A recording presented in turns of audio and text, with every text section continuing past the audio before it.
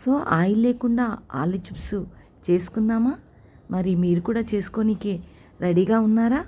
అయితే నేనైతే కొంచెం ఆయిల్ కూడా లేకుండా ఎయిర్ ఫ్రైర్లో ఆలు చిప్స్ చేశాను.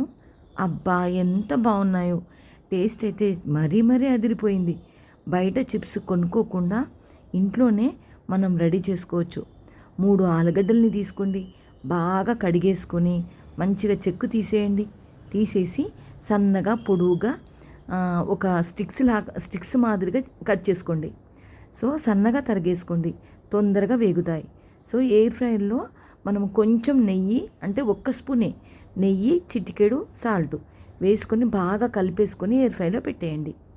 కొద్దిగా ఎంత ఒక 180 డిగ్రీస్లో ఒక 15 మినిట్స్ 20 మినిట్స్ పెట్టేయండి, బ్రౌనిష్ వచ్చేంత వరకు. అంతే, చాలా బాగా వచ్చాయి.